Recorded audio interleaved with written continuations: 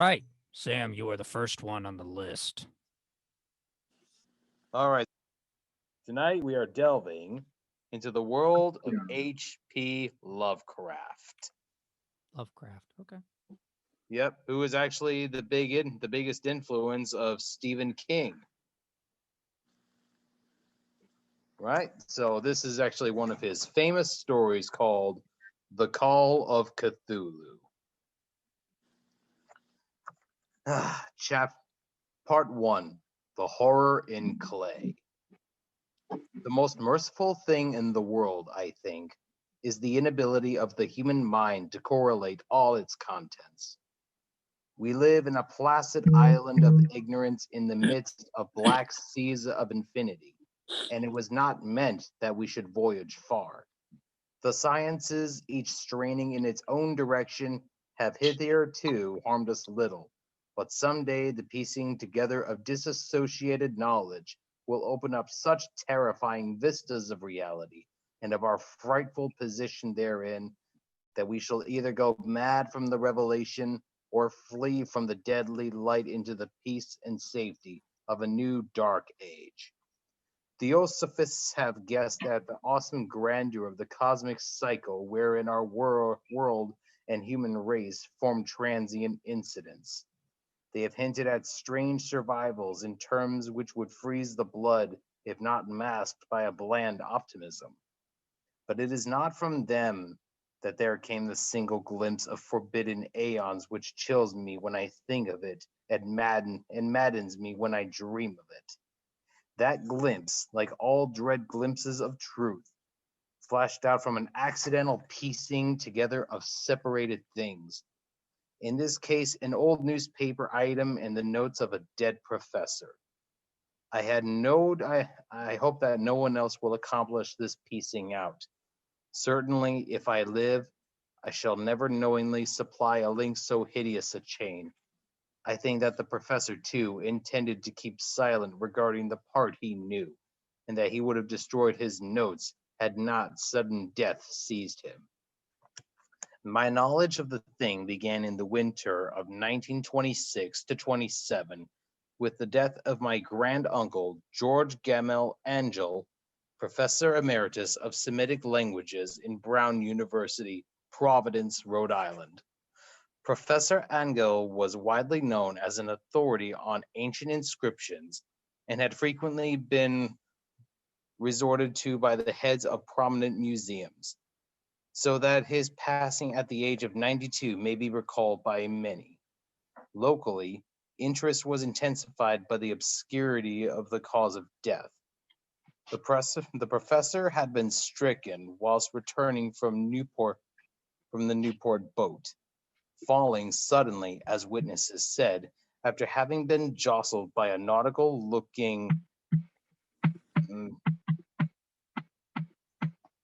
a nautical looking African American gentleman who had come from the queer dark courts on the precipitous hillside which formed a shortcut from the waterfront to deceased home in William Street. The All professor right. had been stricken. No. Physicians were unable to find any visible disorder, but concluded after perplexed debate that some obscure lesion of the heart, induced by the brisk ascent of so steep a hill by so elderly a man, was responsible for the end. At the time, I saw no reason for dissent from his dictum, but latterly I am inclined to wonder, and more than wonder.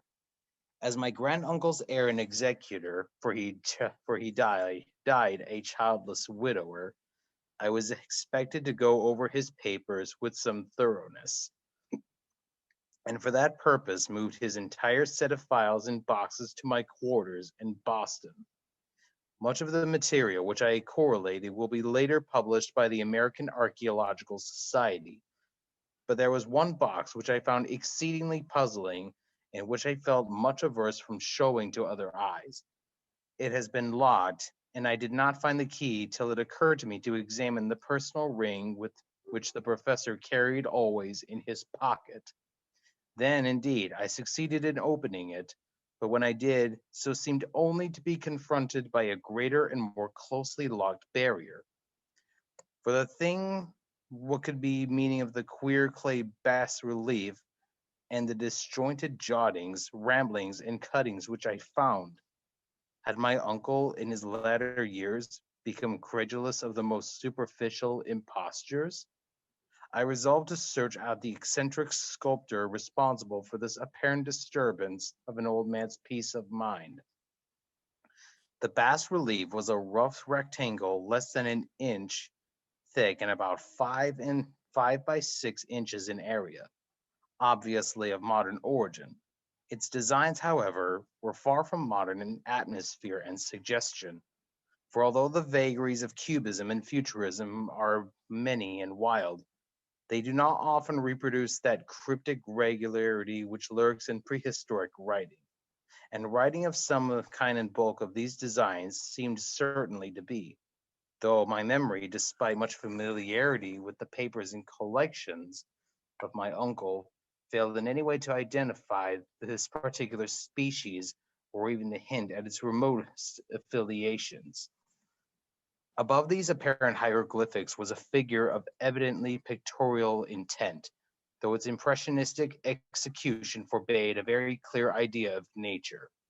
It seemed to be a sort of monster or symbol of a monster, of a form which only a diseased fancy could conceive. If I say that my somewhat extravagant imagination yielded simultaneous pictures of an octopus, a dragon, and a human caricature, I shall not be unfaithful of the thing. A pulpy, tentacle head surmounted a grotesque and scaly body with rudimentary wings, but it was the general outline of the whole which made it most shockingly frightful. Behind the picture was a vague suggestion of a cyclopean architectural background. The writing accompanying this oddity was, aside from a stack of press cuttings in Professor Engel's most recent hand, it made no pretense to literary style. What seemed to be the main document was headed Cthulhu Cult in characters painstakingly printed to avoid the erroneous reading of a word so unheard of. The manuscript was divided into two sections, the first of which was headed 1925 Dream and Dream of Work of H. A. Wilcox, 7 Thomas Street, Providence, Rhode Island, and the second Narrative Inspector John R. LaGrasse, 121 Bienville Street, New Orleans, Louisiana, at 1908 A. Street, Magistrate, note of same in Professor Webb's Act. The other manuscript papers were all brief notes, but some of them accounts of the queer dreams of different persons, some of them citations from theosophical books and magazines, and the rest comments on long surviving secret societies and hidden cults, with references to passages in such mythological and anthropological sources such as Fraser's The Golden Bow and Miss Murray's Witch Cult in Western Europe. The cuttings largely alluded to outre mental illnesses and outbreak of group folly or mania in the spring of 1925. End of part one. Woo! That was really good. It was. Mhm. Casper, you're up. Okay. Well, I'm going to go about 15 minutes, all right? Yeah. I don't believe you like what I do. Your temperamental moody side, the one you always try to hide from me.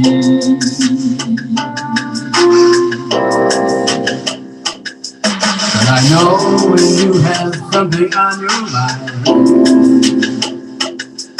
You've been trying to tell me for the longest time. And before you break my heart in two, there's something I've been trying to say to you.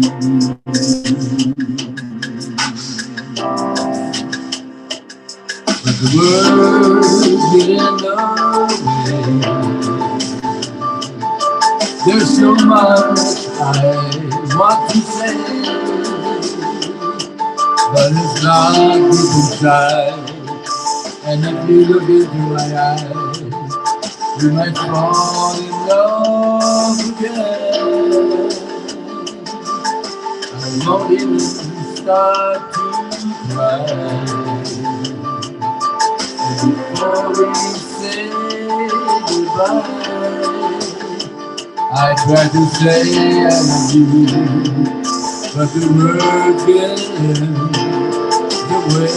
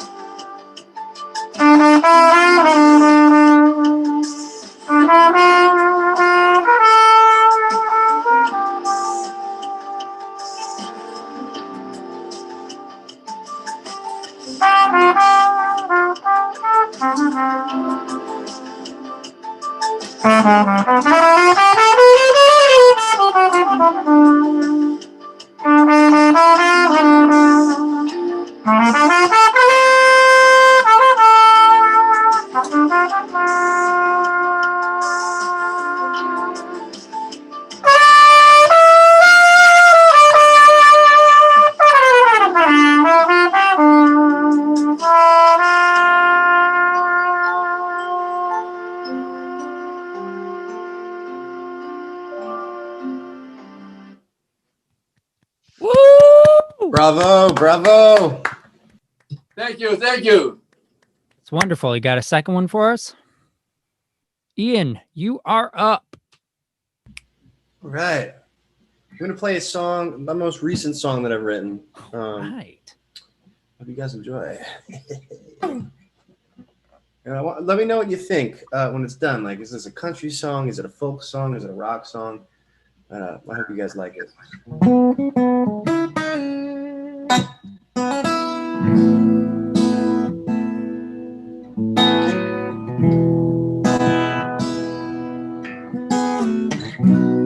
Hey there, mama, it's time to go to bed.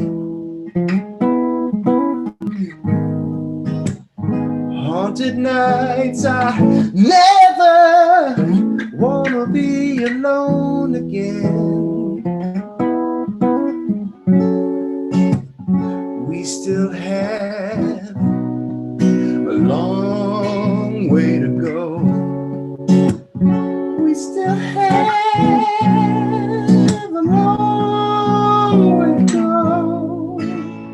But at least we know the road.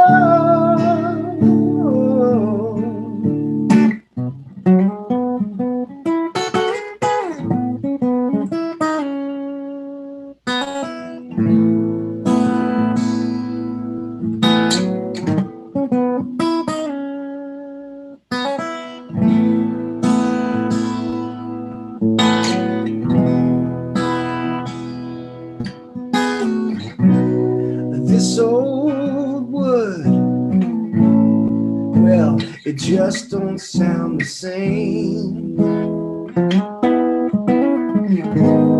Held together by love, left unclaimed. We still have a long way to go. We still have a long way to go, but at least we know the road.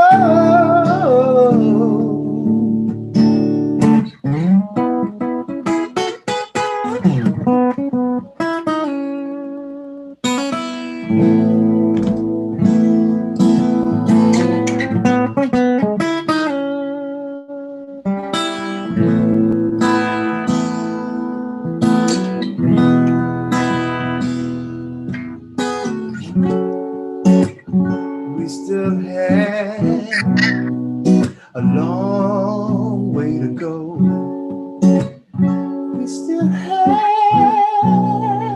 a long way to go, but at least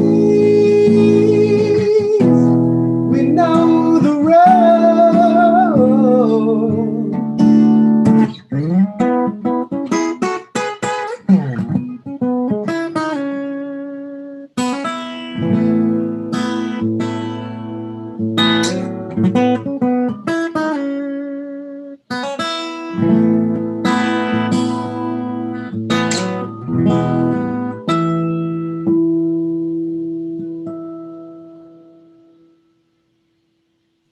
Woo! It's a new song I wrote this week, and I'm glad you guys liked it. Really catchy. Thank you. Fire. I love Thank the chord you. try. I love the chord changes. They're beautiful chords. Oh, thank you so much. Yeah, it's fun to Mhm. play that. Gotta I imagine. thought it sounded very good. I liked it. Thank you, Casper. Appreciate it. That was really dope. Should I Really keep dope. going, or, I mean, or if you how do want do to, this? since we're just doing one song, I guess we'll just go back to the way the old things are and we'll circle around. Cool, man. Sounds Yeah. good. All right. Corey, you are up.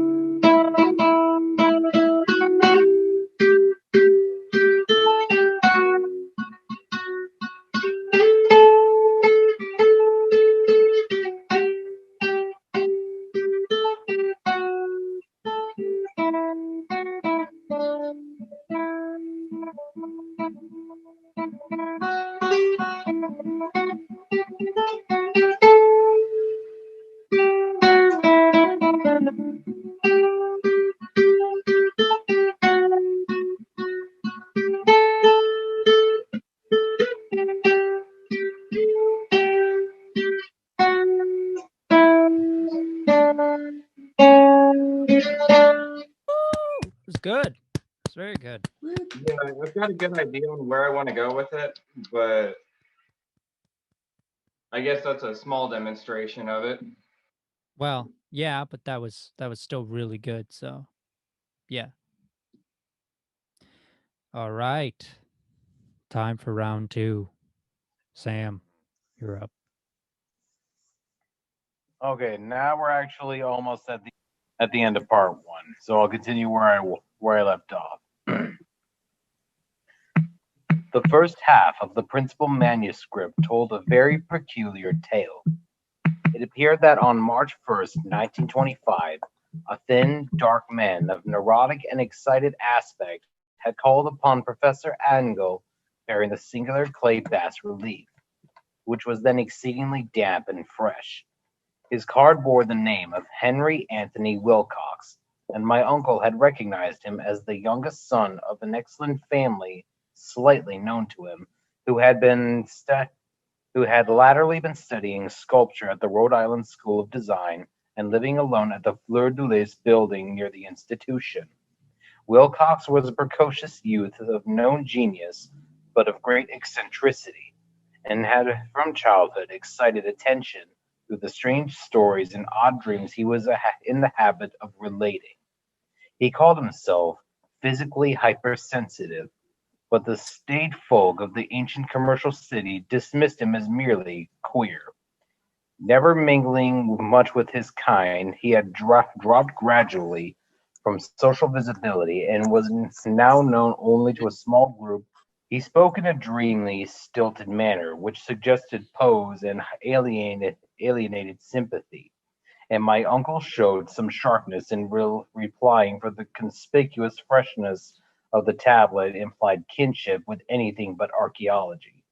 When young Wilcox rejoined her, which impressed my uncle enough to make him recall and record it verbatim, was of a fantastically poetic cast, which must have typified this whole conversation, and which I have since found highly characteristic of him.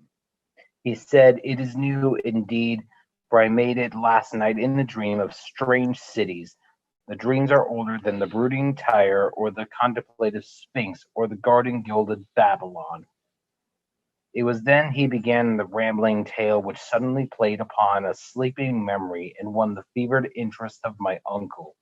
There had been a slight earthquake tremor the night before, the most considerable felt in New England for some years, and Wilcox's imagination had been keenly affected. Upon retiring, he had an unprecedented dream of a great cyclopean cities of Titan blocks and sky-flung monoliths, all dripping with green ooze and sinister with latent horror. Hieroglyphics had covered the walls and pillars, and from some undetermined point below had come a voice that was not a voice, a chaotic sensation which only fancy could transmute into sound, but which he attempted to render by almost unpronounceable jumble of letters. Cthulhu Faten. This verbal jumble was the key to the recollection which excited and disturbed Professor Angel. He questioned the sculptor with scientific minuteness, and studied it with almost frantic intensity, the bas relief on which the youth had found himself working, chilled and clad only in his night clothes. When waking had stolen bewilderingly over him, my uncle blamed his old age, Wilcox said afterward, for his slowness in recognizing both hieroglyphics and pictorial design. Many of his questions seemed highly out of place to this visitor, especially those who tried to connect the latter with strange cults or societies. And Wilcox could not understand the repeated promises of silence which he was offered in exchange for an admission of membership in some widespread mystical or paganly religious body. When Professor Angel became convinced that the sculptor was indeed ignorant of any cult or system of cryptic lore, he besieged his visitor with demands for future reports of dreams. This bore regular fruit, for after the first interview, the manuscript records daily calls of the young man, during which he related startling fragments of nocturnal imagery, whose burden was always some terrible cyclopean vista of dark and dripping stone, with a subterranean voice or intelligence shouting monotonously an enigmatical sense impacts uninscribable save as gibberish. The two sounds most frequently repeated are those rendered by the letters Cthulhu, and Relia. On March 23rd, the manuscript continued. Wilcox failed to appear, and the inquiries at his quarters revealed he had been stricken with an obscure sort of fever and had taken to the home of his family in Waterman Street. He had cried out in the night, arousing several other artists in the building, and had manifested since the only alterations of unconsciousness and delirium. My uncle at once telephoned the family, from time forward kept close watch of the case, calling at the Thayer Street office of Dr. Toby, whom he learned to be in charge. The youth's febrile mind apparently was a dwelling on strange things, and the doctor shuddered now and then as he spoke of them. They included not only a repetition of what he had formerly dreamed, but touched wildly on gigantic thing miles high, which walked or lumbered about. He had no time to fully describe this object, but occasional frantic words, as repeated by Dr. Toby, convinced the professor that it must be identical with the nameless monstrosity he had sought to depict in his dream sculpture. The reference to this object, the doctor added, was invariably a prelude to the young man's subsistence into lethargy. His temperature, oddly enough, was not greatly above normal, but his whole condition was otherwise such as to suggest true fever rather than a mental disorder. On April 2nd, about 3 p.m., every trace of Wilcox's malady suddenly ceased. He sat upright, astonished to find himself at home and completely ignorant of what had happened in the dream or reality since the night of March 22nd. Pronounced well by his physician, he returned to his quarters in 3 days, but to Professor Engel he was of no further assistance.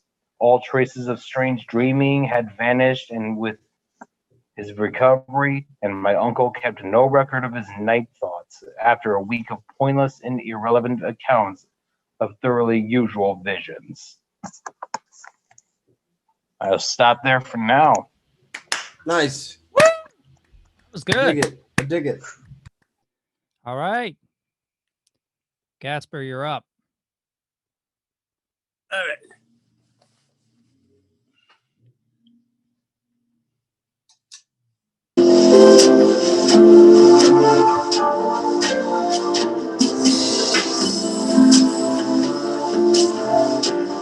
What a difference a day made.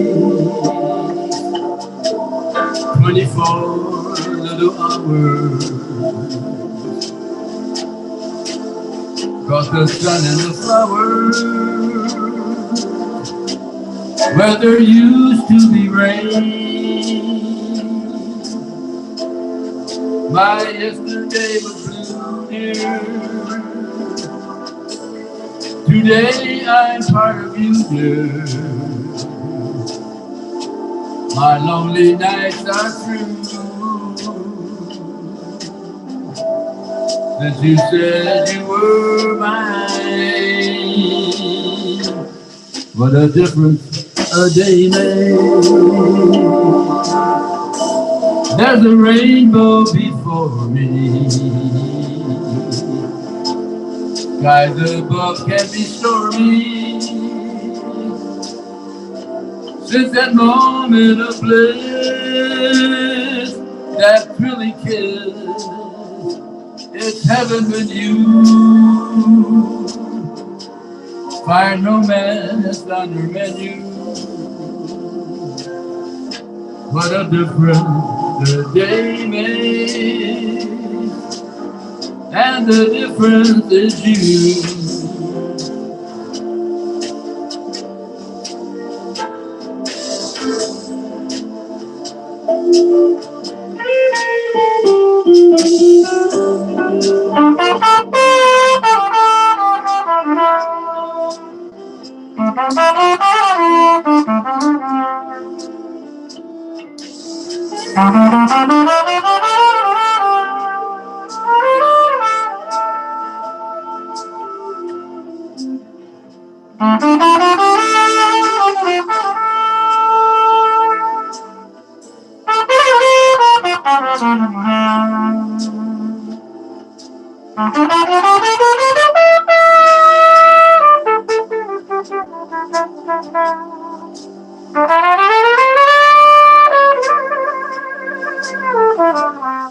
What a difference today made.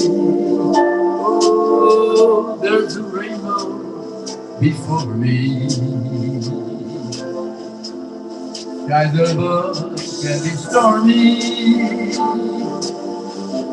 Since that moment of bliss, that thrilling kiss, it's heaven with you. Find romance on the menu. What a difference the day makes, and the difference is you.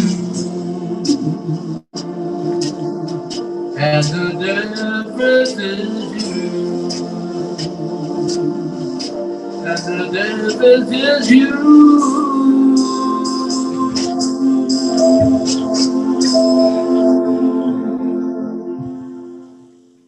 Woo! Yeah, Casper. All right. That was good. Ow! Thank you very much. All right. Yeah. Appreciate that. Yeah, that was really good. What's that song called? What a difference the day makes By who? by almost any artist. that True that. was good. Frank Sinatra, Tony Bennett, Celine Dion, they all made those tunes. Okay, the good stuff. All right, the big band. Yeah. All right. And then even Gasper made it. That was awesome. Thank you very much. Appreciate that. Yeah, I always love your playing. It's so upbeat and positive. Yeah, thank you. Mm-hmm. You put the icing on the cake. Wow, I love That was cake. very good. And I love that. And the icing I like too. Yes. I love that song, but I mean, you really, my That is heart a- is warm over here. That's a beautiful tune. Yes, that's really nice. Mm-hmm. Mm-hmm. Yeah. Absolutely. Thank you very much. Appreciate it. Mhm. Thank you again for playing that. That was wonderful. All right, Ian, you are up. All right. This is called Johnny's Tune. All right.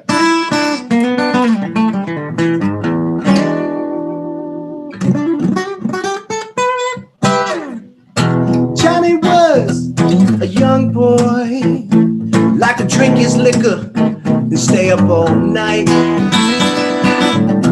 Then one morning, talking to the barman says, "Johnny boy, what you doing with your life?" Johnny sings, "I'm looking for someone to hold until tomorrow. I'm a lonely boy. I need someone, I'm sure you do too." Johnny sings,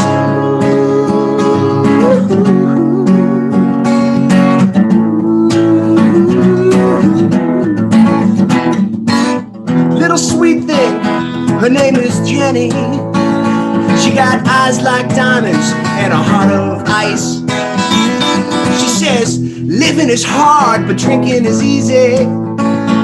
So pour me a few cold ones and I'll be nice." And he sings, "I'm looking for someone to hold until tomorrow. I'm a lonely girl. I need someone, I'm sure you do too." Yeah.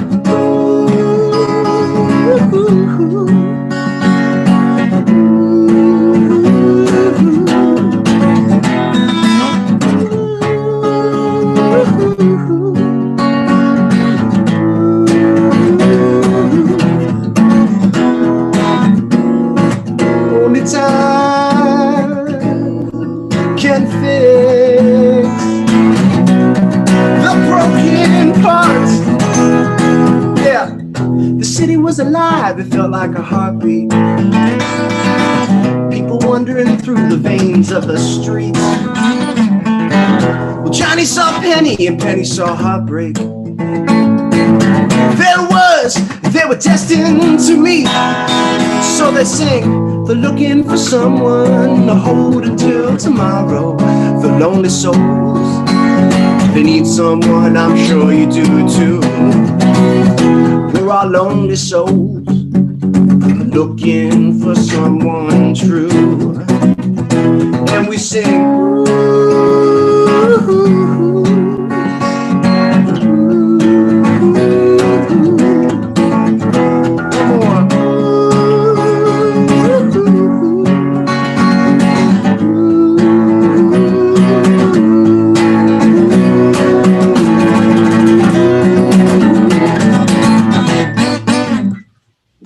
Johnny's tune.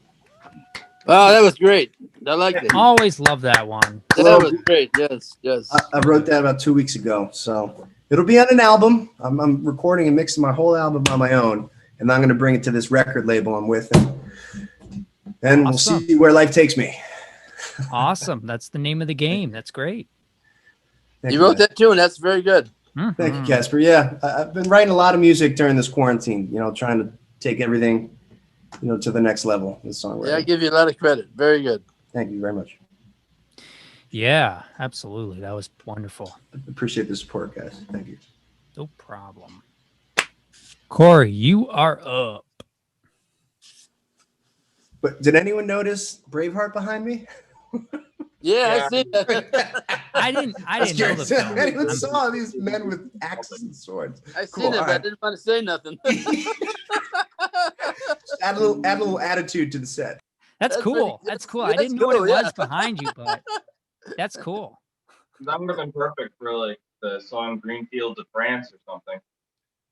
Yes. No.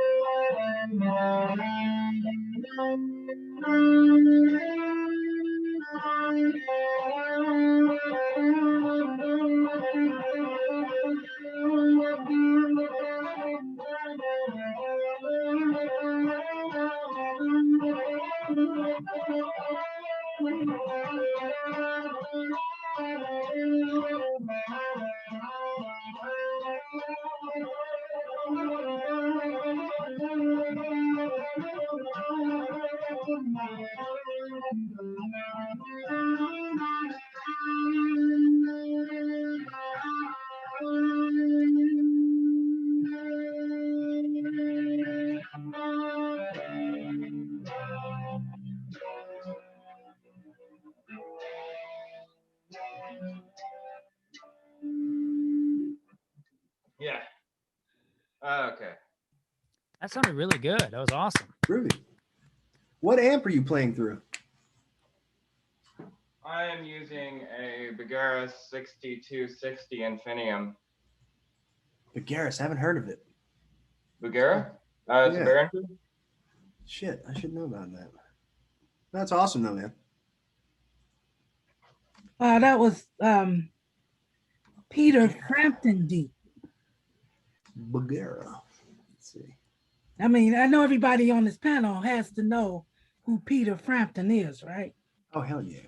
Oh, Yes, yeah. I know. I heard. He's awesome. Yeah, that was Peter Frampton Deep. For me, it was. Yeah, you go a long way, Peter. You know that. I listen to a lot of different music, ranging from classical to blues to metal. So it's It was good. It was good. It was very good. Yeah, absolutely. Absolutely. Okay. it's going to show up when you're playing. Yeah. And All right. So now, time for the encore. Okay, Ian, number 1. Sam, number 2. All right. This song that I wrote the other day. It's called The Hounds.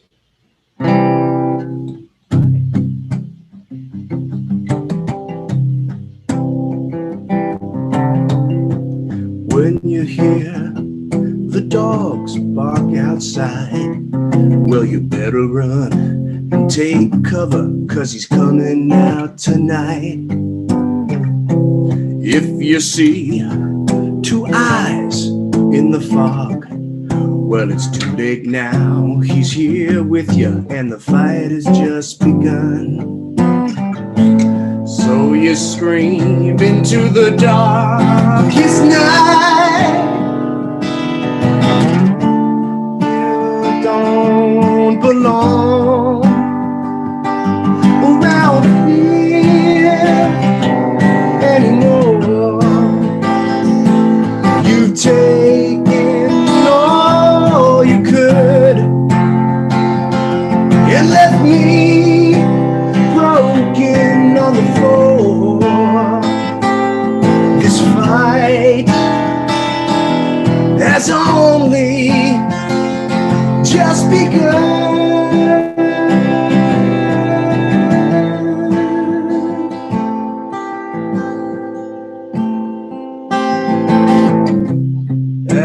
make your way through the trees. Well, the thick black smoke all in your lungs, it brings you to your knees. Let it be known, though danger may be near, he will never take us, bring you down. Raise your fist up, there's nothing to fear. So you stand into the darkest night. You don't belong around here anymore. You've taken all you could and left me broken on the floor. This fight, it's only just begun.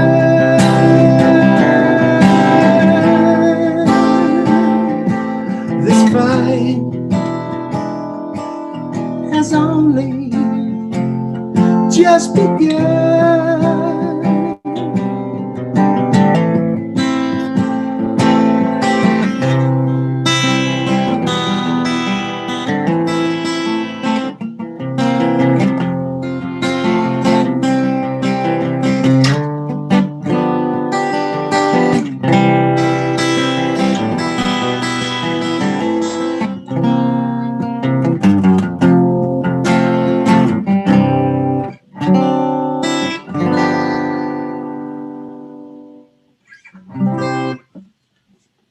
It's a new tune, a little folky sounding, you know. Dig it. It was good. What images come to mind when I play that? I'm always curious. What do you guys think? Very good. Man. Bunch of elves walking through the forest. I don't know. Oh, okay, elves. Yeah, okay, cool. Ask what imagery you can get from it. Yeah. Mostly just sitting on a picnic table playing guitar. Like maybe you're in the middle of a park or something. I dig it. Okay, cool. Thank you guys for giving me some input. It was good. That got. Or either that or getting ready for a big spot trip or. All right, Sam, you are up next.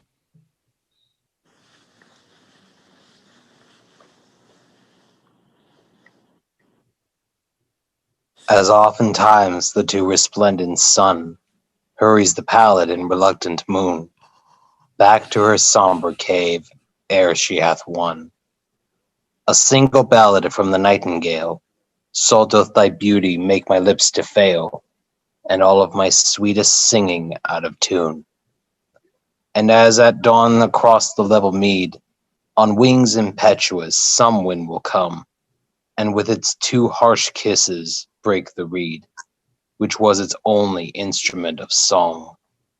And so my two stormy passions work me wrong, and for excess of love, my love is dumb.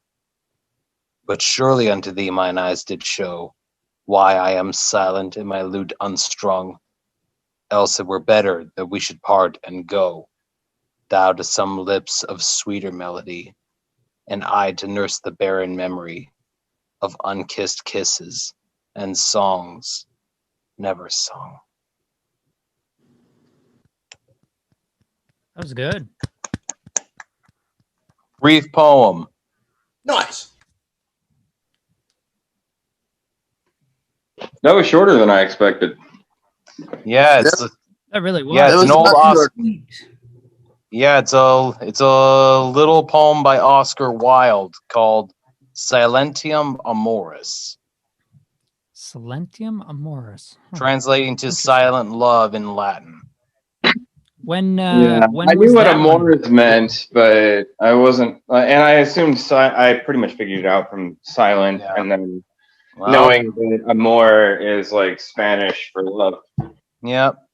Well, Amore. Yep. I don't know how long ago that was. It just however long Oscar Wilde was alive. Okay. was very interesting. Have you ever thought about reading music lyrics and then kind of giving them an attitude to it too? That'd be cool. That'd be cool. That's a good idea, Corey. Yeah, kind You of. know, Totally should do that, Sam. I never actually thought about that. I probably could do that. Yeah. It'd be dope. Yeah, You know kind of what? like Maybe that'll be something to get for me to try out next week. Like Dust in the Wind by Kansas, you would definitely nail the lyrics on that. or Dance of the Dead by Iron Maiden. That's what you call a short story. Mm-hmm. That is what you call a short story. Or I fought the law and the law won. I Fought the Law and the Law Won by The Clash. That's a great Yeah. song. I fought the law and the law won. Yeah, I was thinking you probably wouldn't want something too repetitive though, because you Oh, want yeah. to maintain your story basis. It's a very repetitive song. It's catchy, but it's very repetitive.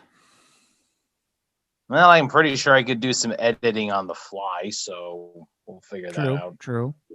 Hmm. Anyway, how did everybody feel like the show went tonight? Pretty good. Good. It was really Yeah, good. very good show tonight. Very good show. Enjoyed it. It was fun. Yeah. I'm glad to hear that. I got to I'm glad admit, I to kind of like when the show is about this size here. Intimate. Yeah, hear it. It's something. very intimate. Yeah. Yeah, From what I slid in and saw and heard, it was very good. I'm sorry it was so late. I had problems with my laptop. It's unfortunate that kid couldn't come, but it was in 1:00 a.m. his time, so Yeah, it's totally understandable. 1 o'clock where? Nigeria. Oh, Nigeria. Yeah, we're Oh gonna my have a God, we have someone Nigerian- from Nigeria coming in? Yeah, we were going to. Yeah, but I did not know that. he's That's so really cool. good too. But good, What were very they? talented What 9-year-old. were they going to do? He raps, but he's really good. Huh. Yeah. Cool. We got a cool. We can get a My- little Afro beats. My 9-year-old. Pretty cool. 9-year-old rapper. My Nine- 9-year-old, yeah. Oh, He's beautiful. really good though. I mean, like for his Oh, age, that's what. he's Oh like God, really that'd be good. like way past his bedtime, I guess. Yeah, Yeah. That time. yeah. His mom's His like, mom and dad were gonna try to have him up. Yeah, that probably wouldn't work. It's just too much. well, when the school year's over, I'm probably gonna host this on a second day and probably have it like in the afternoon on the weekend. So then I'll have Friday nights, and then I'll have a weekend in the daytime. So Right, People- that'll be other parts of the world can attend feasible. too. You know, Yeah. so there'll be more Yeah. flexibility. Yeah. A weekend matinee. Maybe consider an extra show, like an earlier segment on Saturday occasionally. Yeah. This way, it's more likely. I mean, even if it's a one-time thing, it'd be a good chance to get like another voice in. Absolutely. I agree. You know, that's why I thought about that because I've met people from all parts of the world. And probably the reason they'd be able to attend because it's bedtime in their time zone. So it makes complete sense. All right, guys. I got to run. It was great seeing everyone. All right. I'll see you at the Nice next week. meeting you. The next one. See you next week. Good night. Nice job, Night. Ian. Thank you. Great job. Okay. Well, that was cool. Yeah. Yes. Yeah, Rhythm. Do you play games at all? Do I? You gonna play something today? I mean, I can. You did a nice one last week. We can do a GM session now if you like. That'd be cool. I'll do something different. I'm gonna go grab my ukulele. Ukulele. Oh yeah. I'm gonna do a little a Jimmy Buffett song. This is one of my favorites. It's called Volcano, and feel free to sing along.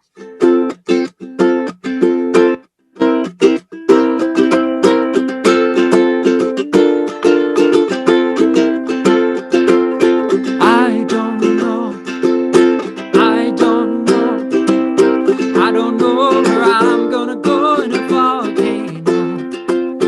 My girl quickly said to me, better watch your feet. Lava come down in the sky.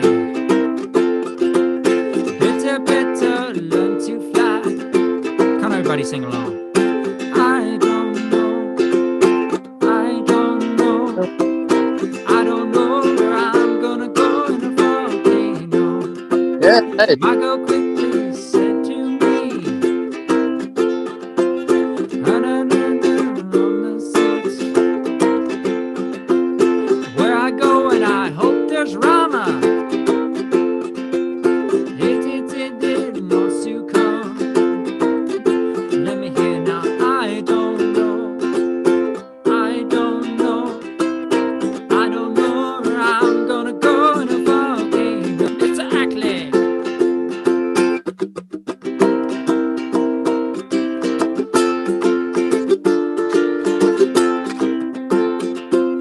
Gonna land in New York City. Gonna land in Mexico. Gonna land in a Trina Lila. See my skin aglow. Gonna land in a San Diego. Gonna land in DC. Gonna land in the Isla Torra. Yukon territory. I don't know. I don't know. I don't know where I'm gonna go in a volcano. Wow, that's nice. That's a catchy tune. It makes you want to sing along, like you said. Oh yeah. Yeah, Doesn't like Jimmy when we Buffett, get to right? know it, we'll sing along. Yeah, that was nice. Yeah. You'll have to sing that one every week so we can catch on, and then we'll sing along. I like it. It's a happy. Everybody has to get their giddy hula type of skirt on, song. right? Hula skirt on to Yeah, it's a dance along to the happy Hawaiian tune. tune. Yeah. Yeah, that was nice. Very good. This is a if you guys are wondering, this is a Kala. I think I should say Kala tenor. I got this for my 25th birthday, I think. Yeah, no, 24th. Great birthday present. I love this thing. This thing is great. Although recently I put some strap locks on it so I can wear a guitar strap while I'm playing. Now, I can do one more tune. all right. I'll do a tune by Lionel Richie. All right. Oh man, that's good stuff. Super. I'll do a tune by him. It's called Still. Oh, that's a good one.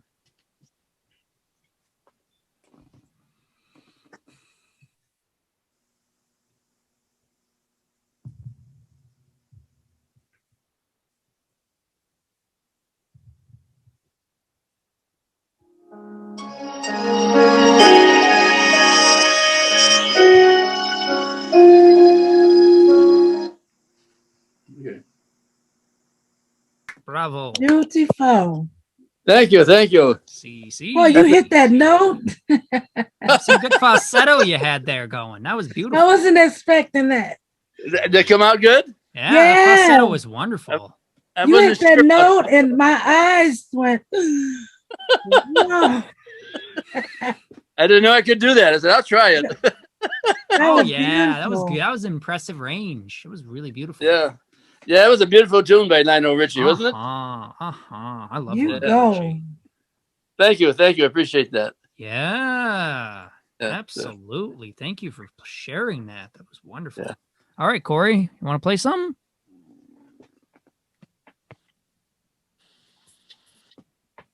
Yeah, I can. All right.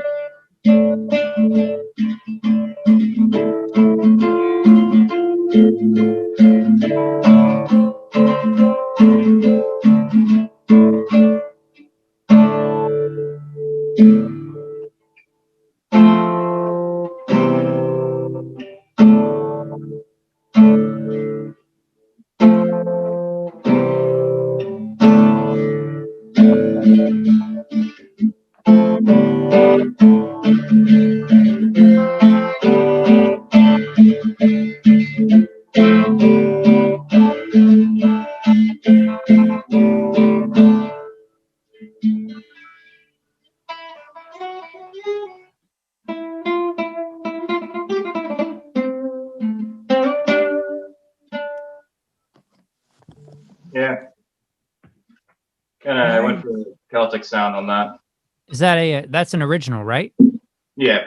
It was good. It was really good. Nice. Yeah. One of the audience members wanted to know if that was an original. Oh yeah. Somebody typing? Someone typed in the top box here, said, "That was very nice. Is this something Corey wrote?" And then you answered the question. Yeah.